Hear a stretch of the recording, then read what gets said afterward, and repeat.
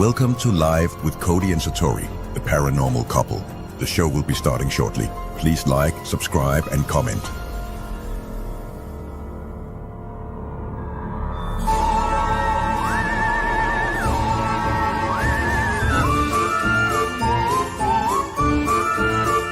Now please welcome the paranormal couple, Cody and Satori. That's so honestly kind of a banger. It's a catchy song. Like, I started off going, wasn't a huge fan. Really? Yeah, I wasn't a huge fan, and now it's growing on me. Maybe it's just got that beat. I kind of like that beat. So, hello everybody. Tell us where you're watching from. Welcome to the show. I know. If this is your first time watching us live, I'm so sorry. If it's not, welcome back. Don't know why you like us that much to keep coming back and watching this train wreck, but we're happy you're here. Hello. I see a lot of familiar people. That's Erin's show. Oh yeah, I'm sorry, Erin. I stole your shtick. Sorry. That's on every other Thursday. Yes, it is. Besides us. So technically, if you think about it, I mean, she has the name and the caption and all that, but it's kind of like they're getting a train wreck every Thursday. If you think about it, they can guarantee one kind of train wreck on Thursday for sure. Hello. So it hasn't been that long since we talked because we were live on Tuesday. We didn't have a video ready. So we decided we were going to do a mini investigation. A lot of you guys actually seem to like that. So if you are a big fan, let us know in the chat and we'll start doing more, like bringing items out of the museum and doing mini investigations. And then when we have a location open, you guys can come visit the items, investigate with the items, hopefully. And we can do investigations videos like right from inside the museum. So let us know your thoughts on that. Okay, I see some people liking that. I thought it went good, and we got some interesting stuff. Of course, the replay is still on YouTube, so if anyone missed it, feel free to go back and watch it. We investigated Liza. If you've followed us for any length of time, we're always talking about Liza. If you've come to any events that we've been at where we've had objects, we usually bring Liza with us. There was only one time where we didn't bring Liza with us. Yeah, and our car broke down twice. We blew a tire twice. That was such BS. Like, literally, Erin's watching because she helps us from behind the scenes. I called her at one point, I think, after one of them. I was like, girl, you're not going to believe what happened again. Like, I was just so fed up. The amount that we had to spend on tows and tires, like towing. It was crazy. And new tires, that stunk. So ever since we brought Liza out, we have not had any issues again. So I'm happy about that. Hello. Hi to everybody that's just joining us. We got a fun show tonight, and on Patreon we have a fun show because we're going to be talking about crystals, both the scientific side of stones and minerals and the metaphysical symbolic side. So for all Patreon members, you can pay as little as $3 a month. You can cancel right after you donate. It all goes towards the museum. And you get at least a month's access to all videos, content, live streams, all the fun stuff we're doing. So all of it goes towards getting us to that museum. We are so close. I can't tell you guys much, but we are so close. Okay. So manifest that it works out for us is all I can say. Oh, thanks, Chris. Thank you Appreciate so much. So if you haven't been here before, this is our usual show that happens every other Thursday. It goes from 8 o'clock Eastern till 9 o'clock. And then starting at 9:15, we do our bonus show. And usually we do like object investigations, and Satori does, card readings. But tonight is something a little different. And it's the whole crystal thing, which of course, Satori loves and I'm interested in now too. So I think it's cool. I think it's really cool. So if you want any information on how to become a museum member, the thing is scrolling along the bottom there. And there's also a link in the description of this video. And again, that starts at 9:15, and you can join for 1 month, like Satori said, and then cancel it. It's perfectly fine. So our videos are usually every other Tuesday as well. So this upcoming Tuesday, we will most likely not have anything. And then the Tuesday after that, we actually have some fun things planned, small paranormal businesses we want to promote, cool locations we're getting ready to go see. So we definitely have content for you guys, whether it's us doing our method in a haunted location, which I know a lot of you guys love. Thank you so much, Jennifer. Or us just trying to promote these places that people have never heard of before that they can go visit. We want to bring you as much fun paranormal content as we can. Yeah, absolutely. We appreciate that, Jennifer. Of course, you don't have to donate or send anything, but we really appreciate it. Huge shout out to our Patreon museum members that we have already. Geez, it's been a few years now. It has been. So huge shout out to them. We have a few pages of them. They're all really awesome people. Really good group of people. The bonus shows are very kind of like laid back and more like one-on-one conversation. We actually get to see everybody's comments and things like that and respond to them. So it's a lot of fun. So again, all that information is in the description. Actually, a few new Patreon members since the last show. We have Carl, Nadia, Luther, Jeffrey, Jolie, Michelle, Laura, Fran, all of them. So thank you very much for becoming a member, and we appreciate it. Thank you. So we mentioned a little bit about it on the last live stream we did on Tuesday, but we had a really cool event at Rolling Hills Asylum in East Bethany, New York. We did. It was a lot of fun. I have a couple pictures. Here's a group picture of everybody that was there. By the end of it, we all started off very strong. We were so excited already. We were lots of laughs. And then by the end of it, we were like 2 a.m. We were all super tired. We were drained from investigating, but a lot of people were wandering and having a great time seeing the building. So overall, that event was great, very well put together. I think it was a great time. I think everybody else had a good time. Yeah. Oh, absolutely. And huge shout out to Shannon that runs everything, Sharon Coyle. That was all of us super tired by the end of it. Yeah, it was a good night. It was a really good night, and the staff there is amazing. So thank you to them. We had a good time. So coming up next, as far as events go, is the Gettysburg Battlefield Bash. Yes. And we're really excited for that one. That's a good event. Time. That event goes towards supporting different organizations, like donating to them. So it's a really good cause.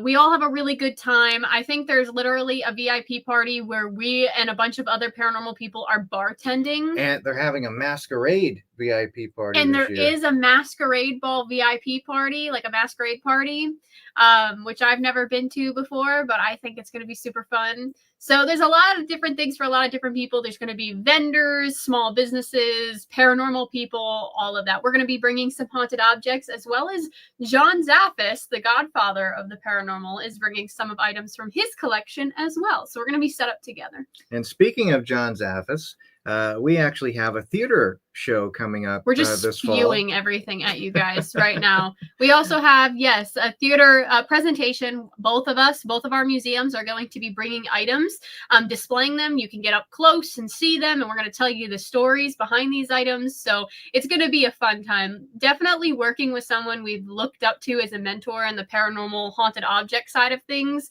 Getting to do a presentation with him is kind of surreal. Yeah, so it's going to be a lot of fun. And the theater that we're having this first one in is haunted. We've investigated there a few times, and definitely activity there. So if you want more information on all the events that we're going to be appearing at this year and on into next year, go to paranormalcouple.com. It's right under our names over here, and click on the schedule, the events page, and you'll see everything and get to click on the different things to learn more about them. So that's what we will be up to. Yes.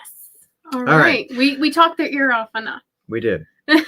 We did, which is also always fun. So, all right. So if you haven't been here before, we do a bunch of different segments. We like to have fun on the show, and we always feature a different object from the museum on every episode. And the object we're going to talk about tonight, we talked about years ago, I believe when we first had gotten it, or maybe right around the time we had first gotten it. So it's definitely an interesting case, and we wanted to go in a little deeper this time and read you a little more about it in the case file. So we are going to jump into that right now.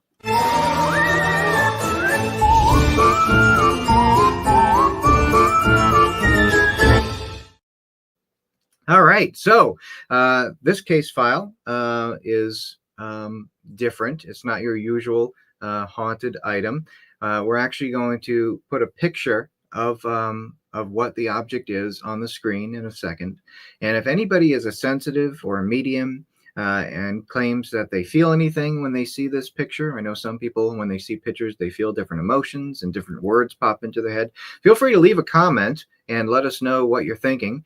And we'd love to kind of use you guys as guinea pigs in a way to see if you all are, on the same wavelengths. Even if you're not psychic, if you don't think you're gifted in that sense, feel free to leave a comment if anything, pops into your head at all, and it may make sense. You never know. You might be a little more gifted than you think you may be. Yeah, we've talked about this item a little bit before.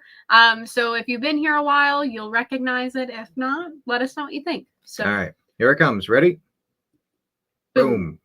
I wanted to say it at the same time as you. I just wanted to see. So there it is. It's actually a vase. It's a little vase about 8 inches tall. And this case dates back to 2019. So been a while. All right. If you have any feelings or anything, just leave them in the comments, and we will start reading this case. So like most case people who reach out to us who have a haunted item or believe they do, usually it's through email. That's where most people contact us through. And this email said, "Hello, my name is blank, and I have an item that is starting to scare the heck out of me. I seriously," it said something else, but I replaced the word. "Starting to scare the heck out of me. I seriously think it's starting to make me go crazy. I regret bringing it home now, and I'm wondering if I should put it back where I found it. I know you both are extremely busy, but if you have the time, could you please give me a call? My home phone number is blank.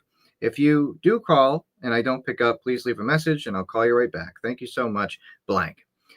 So it's going to be an interesting story on how this individual actually obtained this item. All right. So there you go. I'll let you read that. All right. So how is the object obtained? The client is within walking distance of a specific New Jersey beach. I won't say exactly which one because it's in our case files. Did we put this item in the book? Did we put this? No? Okay. So they were near a specific beach in New Jersey. Every summer, client frequently spends her days walking the beach and sitting in the sand. On the weekend of July 27th, 2019, the client was walking the beach as usual. She was headed home and had just turned into the path that leads to the road. This path was described as a clearing with a lot of tall grass and weeds. Immediately upon turning down the path, she noticed something reflecting the sun within that grassy area. She moved the grass and found this vase, and she immediately fell in love with it. Client claims that it matched her decor, so she brought it home. My turn? Yes, your turn. All righty. Unexplained sounds. This was her answer right away. Yes. Our case files are notes from talking to people. On multiple occasions. It all started on the same night that the client brought the vase home. She cleaned it off, filled it with some water, and placed some fresh-cut wildflowers from her yard in the vase. That night, as she was falling asleep, she heard a loud noise of what sounded like the vase shattering on the floor. What happened? What happened? Oh, I was saying thank you. They said they liked the book. I want to say thank you too. I hope you enjoyed it. I didn't want to interrupt you because now you're going to lose your place. Well, I'll quarter my eye. See you going like this. So I was like, well, what if you lost your place? You lost your place. No, I didn't. On the floor. Okay. She ran into the living room, but there was no broken glass anywhere, only water. The client states that the flowers and water were on the floor, but the vase was still standing upright on the table. This really freaked her out. She immediately checked all the doors and windows to ensure no one had broken in. Everything was locked up. She had then looked to see if there was any breaks in the vase to explain any possible leakage. There were no breaks or openings. She cleaned the mess and went to bed. Over the next couple of weeks, she would hear the same sound, but never find any broken glass anywhere. She claimed that the noise sounded, quote, very forceful, like someone was throwing the vase against the wall. So picture this. You're in bed, lying down. You hear what sounds like glass breaking. Really hard. Bam! Everything happens. And then she gets up, sees everything that was in the vase on the floor, the water on the floor, but the vase is still standing upright on the table that she had it placed on. How is that possible? How is that happening? Very interesting. Very, very interesting. All right. So you want to do this one? Apparitions and visual anomalies, sir? Yeah. All right. One night after the vase was in the home, client returned after spending time at a friend's house. She stated that whenever she goes out, she always leaves the living room lamp on for when she comes home. When she pulled into the driveway, she glanced into the window and saw movement. It looked like someone or something was moving around in the same room as the lamp and vase. She states that whatever it was looked like it was casting shadows. She watched from her car until it went away. This was approximately a minute later. As she entered the home, she turned on every light and found nothing out of place. We confirmed with the client that she does not have any pets that could have caused this. Physical contact, none reported. Okay. So the desired result or outcome of this case. Now, again, we're only reading, skipping around, reading different bullet points from the case file. If any of you purchased our book, you get to see a little bit more about how our case files actually look. We also have a tier on our Patreon program where we actually send you an actual case file from the museum. A replicated one. Yeah, with personal info blocked out. Yeah, so we have to, of course, for privacy reasons, block out the names and stuff. But they're usually, a few pages long, and we ask the same questions for every case because that gives us a broader understanding of everything that's going on. So desired result or outcome. The client originally wanted advice on what to do with the vase. She was contemplating on bringing it back to where she had found it. We urged her not to do this in case someone else was to find it and have the same experiences happen. She ultimately has decided to donate the item to the museum so nobody else has to deal with the, quote, scary ordeal she has been through. So our goal is not to get the biggest museum, the most haunted items in the world. We always try to talk the client into different things that they can do to help coexist with their item. Because a lot of times, sometimes, the item is personal to them. It's something that's been passed down in their family. In this case, she thought it was a nice decoration for her home. So at first she didn't want to get rid of it. And then things started acting up and it made her start having second thoughts, and she didn't know what to do on how to get rid of it.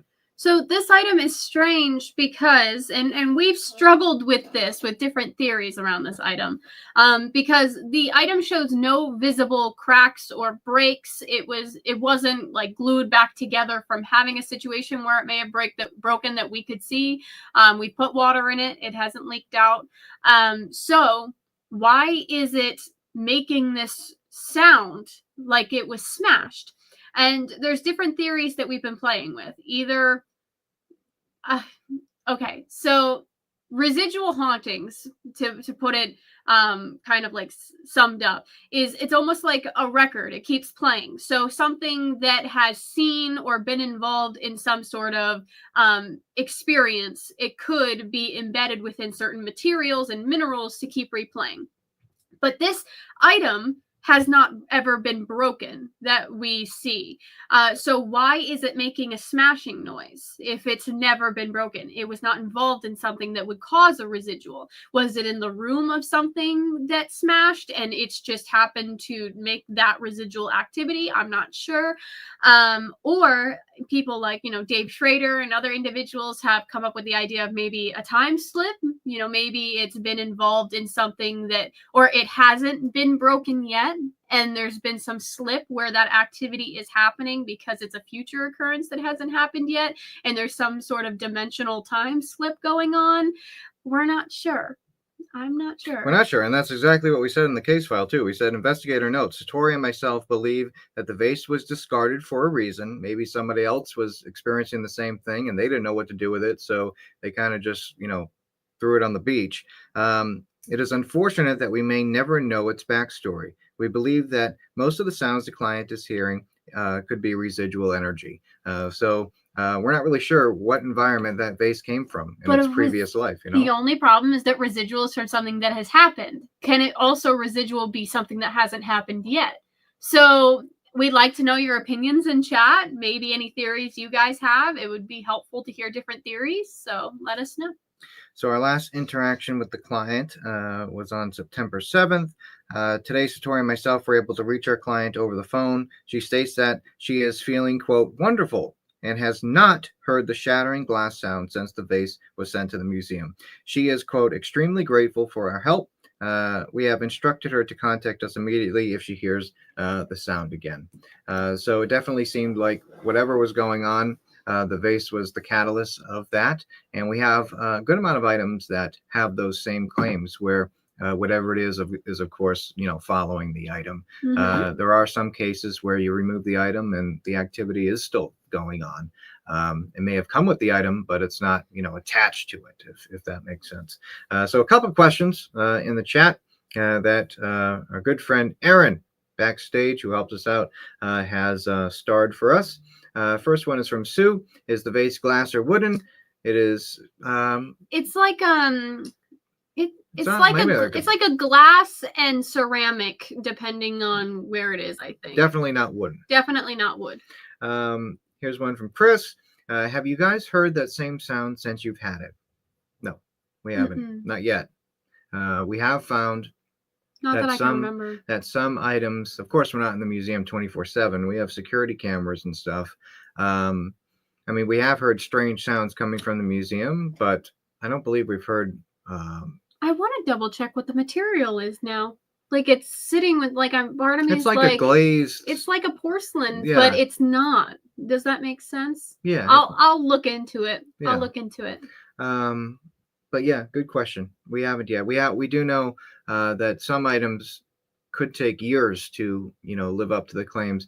We find that certain items that have more of an energy attached to them, and not so much a spirit, but the energy, like with this item, sometimes it needs to be an environment where the energy also like vibes with the energy of the object. You know what I mean?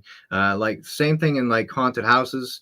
Sometimes a great example is the Conjuring house. When you had the Perron family, 5 girls, it was the perfect energy to make whatever happens in that house happen. And then a new owner moves in and they may not experience the same thing. Same thing with an object. If the energy doesn't vibe well with whatever is going on, then it may not act up. So if we were to take the vase and bring it on and like our traveling exhibit, we may go to a location with the vase where it triggers that. Just like the mask we have that gives off a smoke smell. Some locations that we go to, it just gives off that smell for some reason. So there's a lot that we just don't know yet, and we're trying to figure out about all of these things that happen. The only thing that we do is kind of guess and kind of make assumptions by what we've experienced.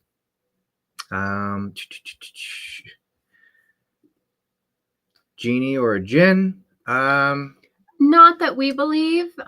Just because there has not been any activity that has led us to believe that there is any sort of actual intelligent spirit attached to the item or entity that anybody has communicated with or had any negative experiences with. Yeah, it definitely just seems like an energy that is with the item.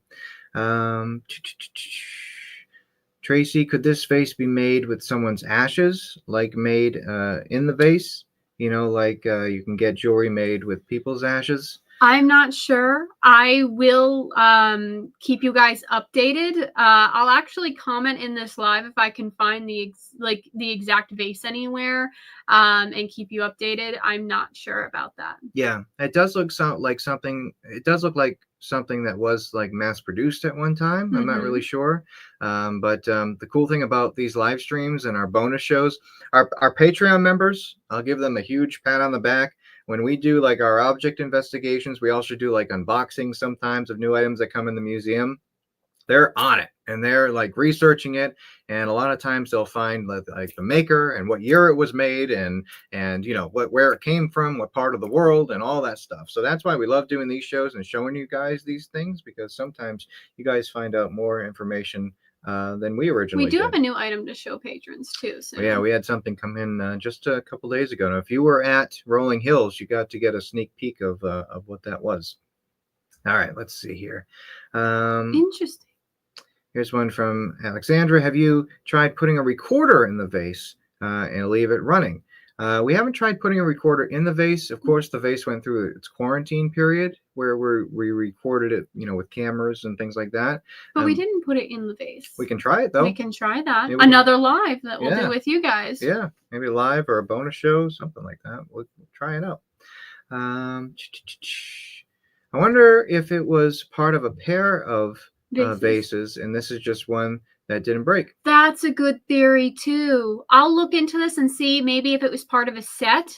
If I can find a similar one, I will let you know if it is part of a set or not. Great point. See, Dan. This is why we have you guys. Dan's a Patreon member. We love having this, guys. He's come up with some great stuff. Here's one from Sandy. Have you tried keeping the vase in your house and see if you hear the noise? Can't keep it here. I will say my family is big on don't bring your work home to them. So we can't do it here. We haven't done it at the museum location. Yeah, we have definitely have like a spiritual wall built to keep. It's just like a general rule. Even with the good objects, we usually don't keep them in our living space, just as like a general rule. Mm-hmm. So yeah, good question. Robin. Hi, Robin. How you doing, Robin? Is there any stamps on it to search? Not that I saw. No. So no one knows where it originally came from or how old it is.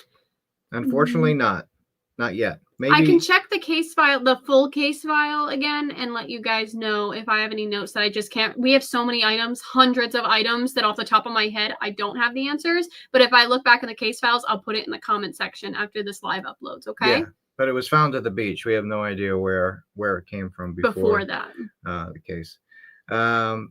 And last one before we move on to our next segment here. Barbara, also Patreon member, could it be where the spirit is taking the energy of the object and throwing that, and that is what you are hearing? It's a theory. Anything's possible. A theory. Yeah. I mean, does it exist on the other side? Could that be an interaction from the other side that we're hearing through dimensions? It's been proven that there's multiple dimensions that exist, so who knows? There might be, like Satori said, there might be some sort of slip happening that you're hearing something that's not quite in our realm. So all right, all good stuff. Good job, guys. Not your usual haunted item, that's for sure. It is one that makes you scratch your head. All right, we're gonna move on to our next segment. Okay. This one's a fun one. Okay, I like it. All right.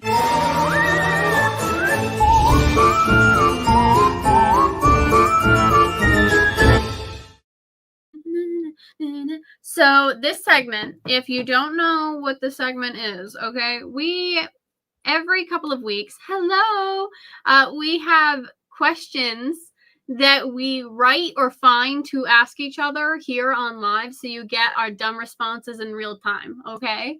So they could just be, I guess they could be anything. I try to stay paranormal related. And if you guys have any for us, feel free to jump in, and or if you want to answer these questions yourself.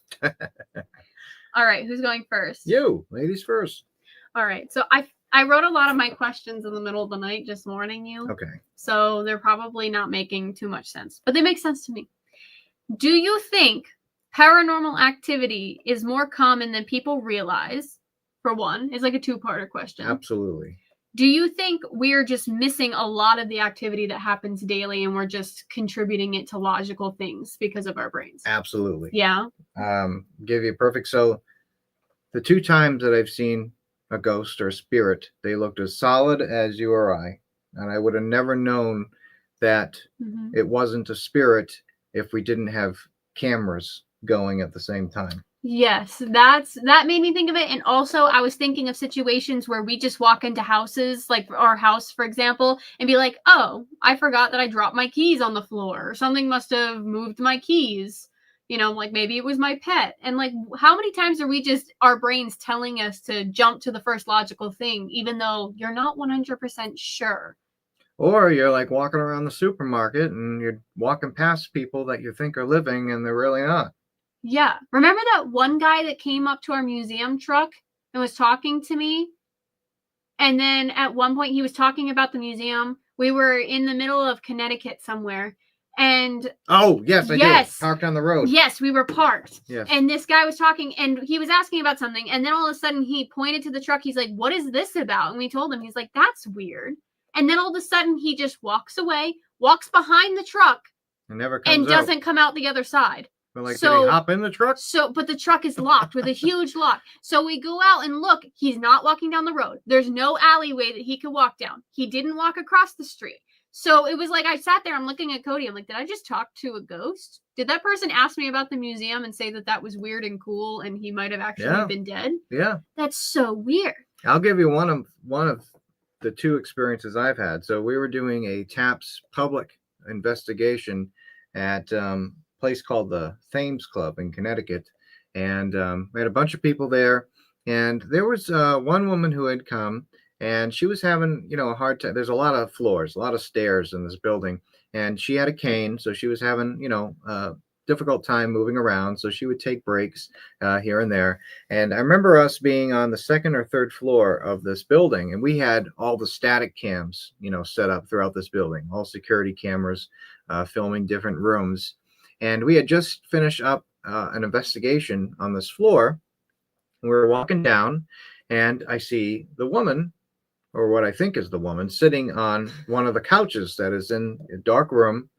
And I say, "Oh, are you going to come downstairs?" And clearly I remember her responding, "No, I'm going to take a break. I'll be down." And I said, "All right, well, I'm going to send someone up to check in on you." And she said, "All right." So go downstairs, and I tell Steve, I say, "Hey, Steve, when you go upstairs, if you don't mind, the woman is just taking a break up there on the couch. If you don't mind checking on her." He goes, "All right, I will."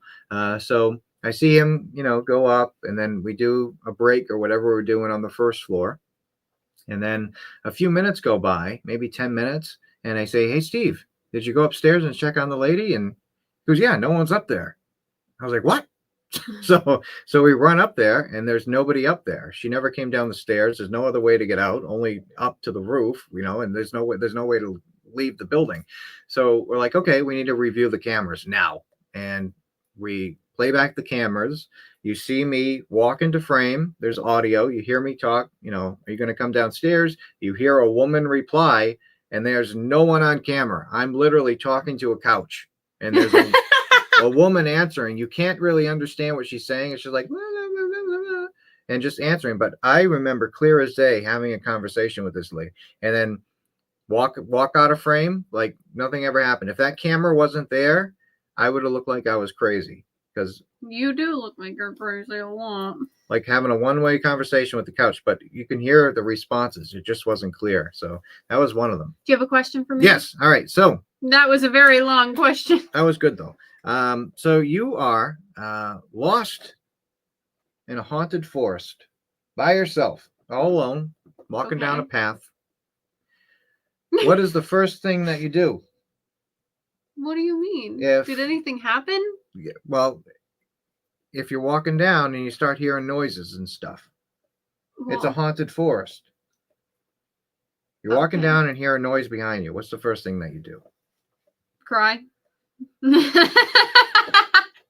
if I'm in a haunted forest anyway, something really bad had to have happened for me to be by myself in a haunted forest. Because I don't go out into the woods at night. I know better. Because there's things out in the forest that we don't understand. So for me to be out there by myself at night in a haunted forest is already crazy. If I start hearing something, I'm going to assume that my time is very limited, because whatever's making noises probably sees me a lot better than I could ever see it. So yeah, some people are saying run away. Yeah, you run away, but you don't know what's following you. Are you just going to make it a game at that point? Like, I don't know. My first thought would probably be to cry, try to climb a tree maybe. I feel like running, I don't know where I am in general. That thing probably knows the forest better than I do. What are you going to do if it goes up the tree with you? What are you going to do? I'd be dead either way. If I'm running away and it catches me, if it's like some evil entity. An evil entity is going to catch you? What's making noises in a haunted forest in the middle of the night? It could be a Bigfoot. Then I'm dead still. I still want to run up the tree. I don't know.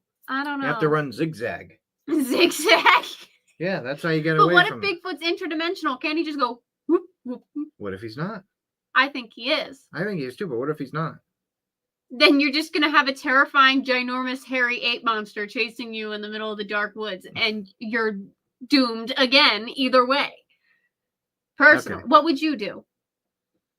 Run zigzag? Shoot off a flare or something. You didn't tell me that I had a bag with a flare in it. You didn't ask. You didn't tell me that I had any sort of equipment to survive. You should have brought some. Okay, my turn. Okay. Okay. Look at me. Yeah. Do you think residual hauntings occur more from ground minerals or building materials? So, like, if we're dealing with a residual haunting, sorry, I smacked your arm. If we remove the house or landscape the area, will we still see the residual spirit just floating? Like, let's say we take away the house. Mm-hmm. Do you think one of those is going to keep the residual haunting more than the other? Like, if you remove the house, is the spirit still gonna go through a wall that's not there anymore? Or I think geologically, and this might get into a topic we might talk to Dan after in the bonus show about crystals and stuff. Okay. But scientifically, we know that crystals can, hold energy and stuff like that, right? Wood, on the other hand, which primarily homes and buildings are made up of, right? Mm-hmm. Most homes are made of, wood, older homes. In my mind, the minerals would have a better chance of holding some sort of energy than wood. But I think we've seen situations where we have pieces of haunted locations in the museum, a piece of siding, a brick, or whatever, and people claim to feel energy and stuff off of them. So I think it goes beyond science, beyond the science as we know on this realm, when it comes to residual energy and how that energy gets intertwined with physical items. Okay. It's the same thing with a haunted item. How does a spirit get attached to a haunted item? We like to subscribe to the theory that they're not necessarily attached in most situations. They're just kind of checking in on it. Like, oh, my water, I'm going to check in on this. I'm not attached to it, but I'm checking in on it. But some situations, like ritual situations that we've dealt with, the vase, the energy is, more attached to the item. I think there's a science that we just don't understand. Okay. All right. Yeah.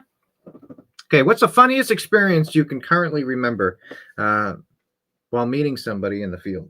Oh my God, your questions are like very, straightforward, and mine are like theoretically speaking. I like both. It's an even balance. What's the funniest experience I've had with who? Well, meeting someone in the field or on an investigation or whatever. Just anybody, or it has to be a paranormal figure? Anybody. Because I've had lots of really funny experiences with people because I like to cause trouble. Okay, so there's two. If we're talking about just anybody we've met while doing this kind of work, one time we were at a convention at New Jersey, and we get a very long line of people, but I want to make sure everybody gets, the chance to like hang out with us and have a good time. And one person said that their family member couldn't make it. So I said, I'll call them. And so I took their phone and I called their family member, and they picked up. I'm like, hi, this is Satori Hawes. Why aren't you here? And they just went, oh my God. And I went, oh my God, why aren't you here? And I had it out with this person on the phone, very light, but it was just such a funny situation because I don't think people are expecting me to make phone calls to their family from their phones. Oh yeah. But that's just how I am. Another experience was meeting John Zaffis for the first time. Because, well, not for the first time. He's known my family since like before I was do you born. even remember? No, before I was born, John Zaffis was in my family. But seeing him for the first time as an adult was during COVID, actually, like during like the end of it, I think. And we were at the Conjuring house, and it was back when Corey and Jen owned it, I believe. And he walked in for World's Biggest Ghost Hunt or something like that. And he walked in and he said hi to you, and he calls you Beanie. So he was like, hey, Beanie, and said hi to you. And then he looked at me, didn't say hi. And he looked at you and said, what are you doing with that Hawes kid? He calls me Hawes kid. Oh, he goes, what are you doing with that Hawes kid? And walked away. And I was like, oh my God, he hates me. Nope, come to find out, that's just how he is. And I give it right back to him. That's what he says every time I talk to him now, or anybody talks to him about me. That's John. Yeah, that is John. Here's one from Dan. Okay. Do we know of anyone ever being killed by a spirit? The closest thing I can think of is like the devil made me do it case, where a spirit made you do something to somebody else, entity, supposedly. Yeah, possessed someone. So I don't know if anybody's ever claimed to. How would we know? How would we figure that out? Because if the person is not with us anymore, how can they tell us that? I'm sure there's cases, but like part of me is like, how do we know? There's also been cases where people have claimed that spirits have visited them and helped them solve their own crime cases. Yeah. So we've been a part of a couple cases where we've learned some interesting information. We can't talk about them publicly, but one time I touched a last rites kit and almost passed out. So part of me is like, if you can be affected by something like that, could you theoretically pass away from doing that? Like certain items. There have been items that have been cursed that people have supposedly died using. Yeah, I think people have passed away from fright. Mm-hmm. I believe that one, yeah, for sure. Absolutely. So I don't know. Yeah. Oh, this is news. Brendan Monk, congrats on joining Australian Paranormal Society. Congratulations, awesome. Brendan. Really cool. We have to make it over to Australia. I would love to go over there. There's a lot of haunted stuff over there. We do. Oh my God, time's passing by so fast. Okay. Yeah, we're good. All right. You want to do one more? Or what is one historical event that you believe left behind paranormal activity? And you can't say Gettysburg because we already all know that one. Is there like one historical event that you're like totally like there's energy left behind, probably super haunted everywhere you go or to this place? That's a good question. Historical event. Mm-hmm. Because we all know Gettysburg. Yeah, all the battlefields and stuff like that are absolutely anything where anything tragic happened. I think the Titanic. If we were able to get to it. Yeah. Do you think hauntings can happen under the water? I don't see how that would change anything because they're not exactly physically in this dimension or this physical world that we're in anymore. From what we've heard from events, the site where the Hindenburg crashed in New Jersey is haunted still. We've talked to people who have come to some of our events where we had our piece of the Hindenburg on display, and they currently work there, and they've heard stories from other people and had experiences themselves. So anywhere where anything tragic happened, I think definitely has residual energy and maybe intelligent spirits as well. Okay. All right. All I'll get for now. Let's move on. We have to move on. I know. We could be sitting here. We could talk like this questions. For hours. But if you have any other questions, feel free to leave them. We'll try to jump in. All right. The next segment. The next segment that we're going to do is all Satori. This is all her. If you know how this works, feel free to get a head start. All right. I'm going to play the intro here. Okay.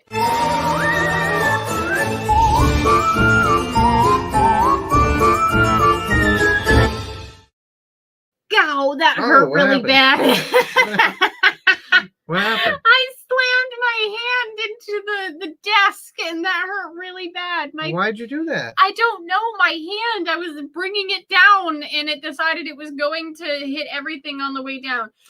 So do you want to describe this? Yes. So if you haven't been here before, so in a second, Satori is going to do a couple card readings. And we're going to do it totally random. So if you want a chance at getting a mini card reading from Satori, comment the word me, M-E, in the comments. And then Erin, who helps us out behind the scenes, is going to randomly pick somebody and put their comment up so we know who it is. and Satori's going to give them a reading. We might have time for 2. So I have new cards too. And if you don't get picked Thanks, tonight, Barbara. Oh, using Barbara's cards that we got in Ohio. If you don't get picked tonight, we always do these on the Patreon bonus show. Not every week. We definitely won't be doing them tonight because we have the Crystal show tonight.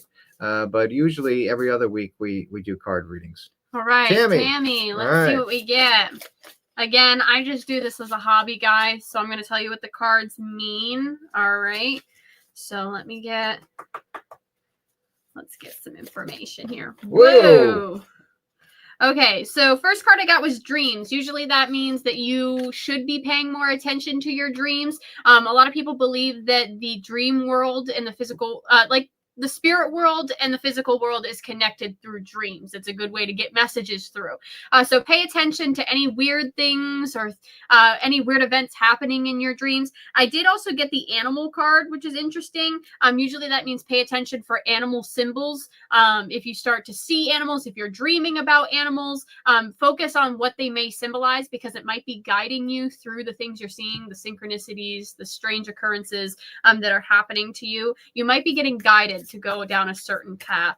Let's see here. Okay, so I did get the psychic ability card. That does not necessarily mean you're going to be able to tell the future or talk to dead people. I'm not sure it could. But usually this card is pulled to mean that you have some sort of potential. You might be able to connect and get messages a bit better than other people. You have the ability to be in tune with these things. These cards are saying you need to focus on how to go about doing that. You need to focus more on what you can do. Reach out a bit more. They're trying to get messages to you in some way or shape or form. And the finding card, usually that means you're going to find out something, some big truth, something that may have been lost in the past is going to come back to light. So hold on to that as well. You might find yourself in this new adventure that you're going to be starting. They might be guiding you down a new path to find yourself, find the truth, something along those lines. So hold on to that. Do you want to read an animal card? You want me to read one? Yeah, just pull a random one. All right, Tammy, I'm going to read you a random card. I am no card reader. I'm just going to read the card like a normal person would read a card. All right. Oh, that one flipped over here. A badger. Mm-hmm. All right, let's see what the badger says. This is what he looks like. Whatever you seek, your tenacity and faith will be paying off. Know that no matter the temporary outer conditions, you will manifest your desires in divine timing and in the form that is best for you. Endurance. So basically what this card means is that if you are hoping that something's going to happen, if you manifest it and put it out into the universe, this badger is going to help you get it, apparently. Somebody said the badger looks like a raccoon, and it does. Oh, all right. We have time for one more, Aaron, if you want to pick another one. And then I know we have some questions at a start. John Arnold! I know Aaron behind the scenes randomly picks. It always makes me laugh to see. And you know why? Because I struggle a lot with the fact that we had to leave them in that house. So I miss them a lot, and a lot more that I put out on the internet and talk about. So to have little laughs like that, it actually makes me feel like they're with me more. So thank you for that. Great to talk to you again. It's been a while, Miss Arnold. Glad you come to talk to us this time. I miss you. So the first card I got was new beginnings and answers. So usually that means there's going to be some big change. This could be a new opportunity that's going to come to you. This could be, it could be in relation to career, to new friends, to new obstacles that lead down new paths that are more positive for you. So hold on to that. Some new chapter is going to start. Answers usually means you're going to find out something. You're going to have some sort of clarity, some sort of deeper understanding, something that you may have been felt like was left off, that you didn't get everything you needed from it, or closure that you needed from it. You're going to get answers as to why something happened the way it did. So pay attention to what's going on around you. You might be getting guided and told some messages that you're not quite picking up on. And I did also get the prosperity card. That just means good things are coming. That could mean if you stay on the path, you focus on messages, you focus on guidance, just stay on this path because something good is going to be coming to you if you follow that. All right. So the card I got for John, Mr. Arnold Oh, that's cool. is a kangaroo. Kangaroo here. It says cycle. A 9-month cycle is at play. Your current project will take 9 months to mature and benefit you. Commit fully to it. You have all the strength and stamina you need as long as you move forward and not backward. So stick with it. So maybe you started something recently or going to do something, and it's going to take some time to work itself out. That's what I'm getting from this. The kangaroo here. Can you pull me an animal card? You an animal card? card? I want to see what animal I get too. Oh my God! What kind of? Did I get the whole zoo? Pretty much. All right. Let's see. A zebra, or as they say overseas, zebra. Okay. They say that zebra. Okay. Open-mindedness. There is more than one way of looking at things. Oh, this is so you. There is more than one way of looking at things. You must be ready to accept alternate viewpoints and new ideas. You must open your eyes to new ideas and new ways of resolving problems. I want to pick one for you right now. This is That is not true. Look at that is not true. I don't need to hear that. That's BS. You know what I'm talking about, guys. Okay, dear, gentleness. This is a reminder to be more gentle with others. I am gentle. I'm a The Cancer. grace, sensitivity, and gentleness of the spirit animal echo the qualities brought forth when living from the heart. Well, maybe if you weren't such a zebra, Maybe. then I could be more of a deer. Okay. Hi, how are you? You make me ugly laugh. This is the problem. I don't want to ugly laugh on these live streams. Unbelievable. Okay, we got to do the next thing now. Yeah, we can in a second. Let's answer a couple questions.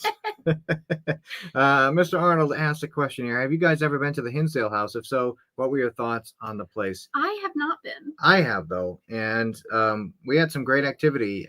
Dan, who runs the Hinsdale house, has done a miraculous renovation and brought it back from literally bones of the house.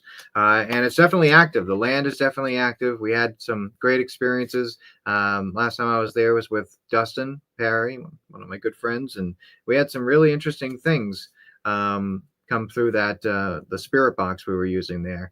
The land near the pond area, also very active. I want to go and do our method and see what we get. Yeah, that'd be great. We'd love to go back out there. I'm sure Dan would have us out there anytime. He's awesome. And here's a quick question from Destiny of Time. My family has visited me in my sleep. Has this ever happened to you?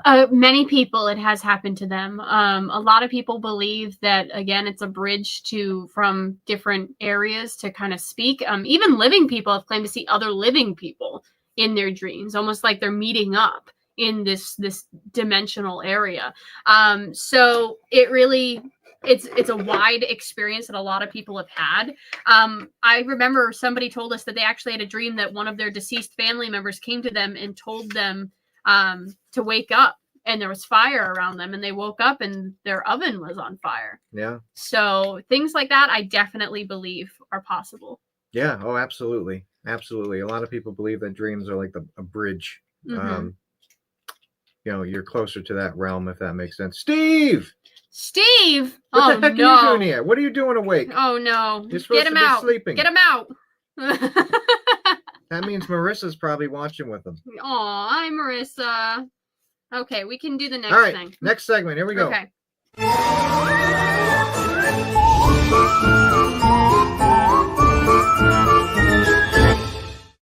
Oh my God, I don't know which one's which here. Give me. All right. If you haven't been to this segment before, this is a fun one. So Satori has a bunch of questions that she's got from multiple different places. I don't even know where the heck she gets them from. Some from people, some from emails, and some from online. And they're questions that are phrased in a way where we have to answer them either myself or Satori or herself or me. Does that make sense? Okay, so who's most or least likely to? If you want to answer your thoughts in the comments as well, you can do that. So the first one is, sorry if I repeat any that you guys have given me. I don't remember where I leave off, so I just choose them. Who's least likely to run if something gets thrown across the room? 1, 2, 3. No, it's not me. Yeah, it is. I would not run. You get scared very easily. But I would not run away. You'd be like, I'm out of here. At least I know that I could get out of the way. Maybe you would just be like, oh, that's what you do. You yell but like that. I'm not going to run. I'd be, oh! Oh, that'd be your last word. Who's most likely to become best friends with a ghost?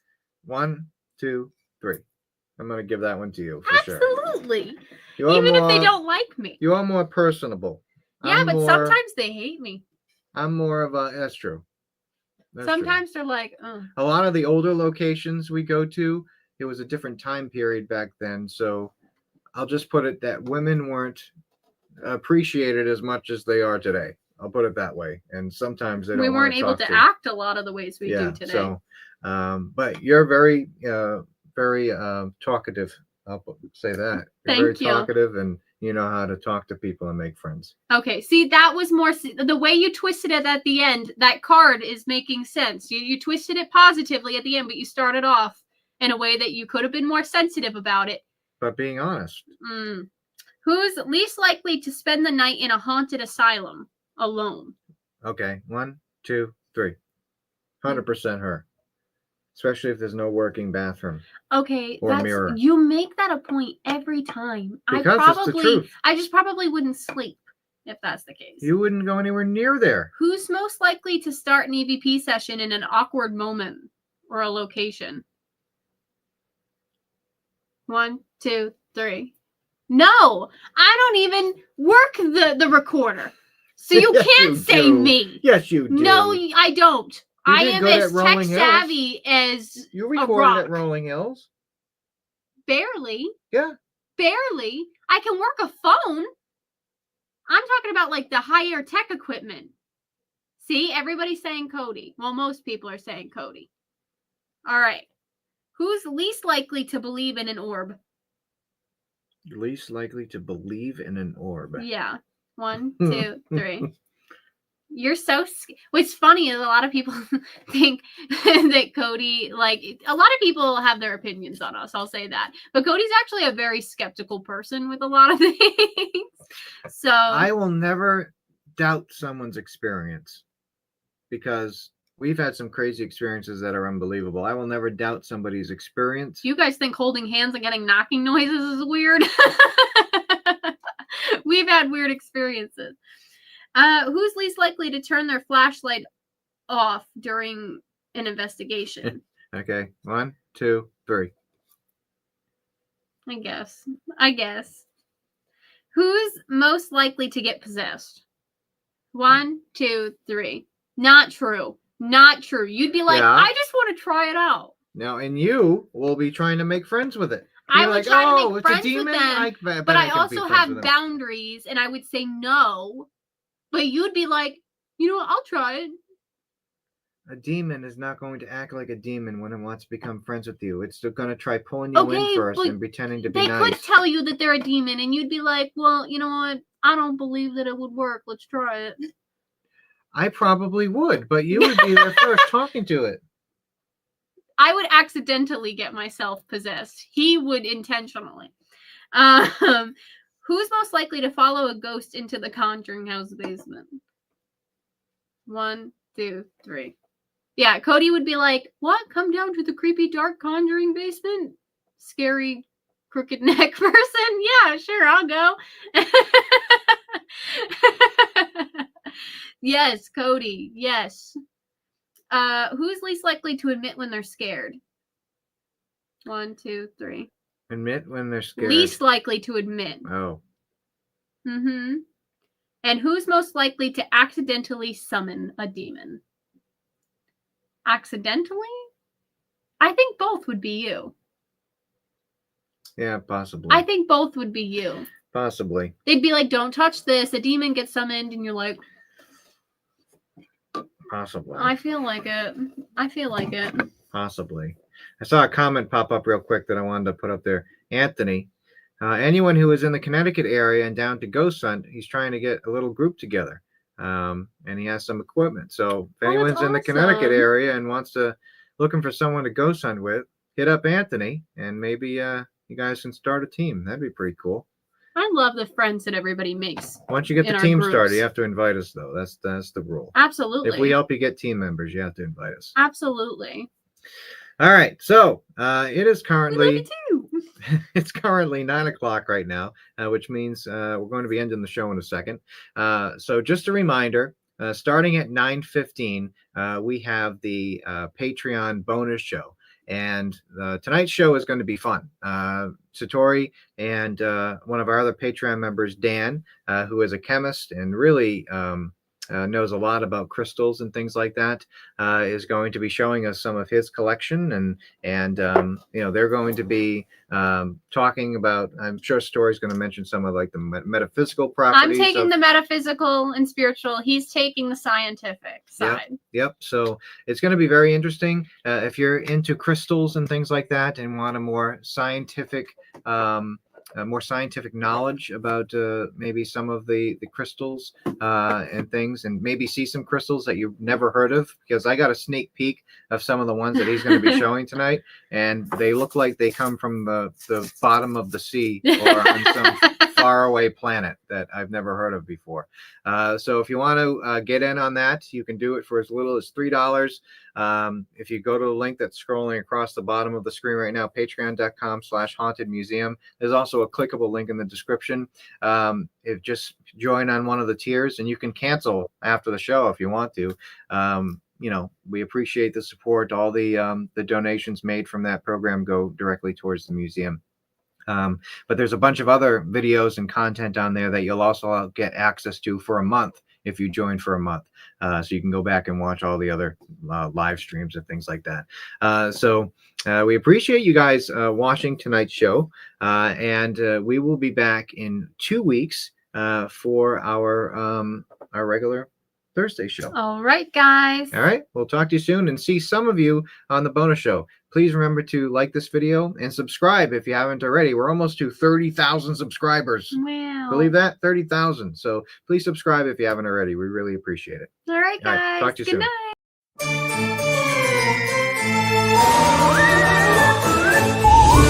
night.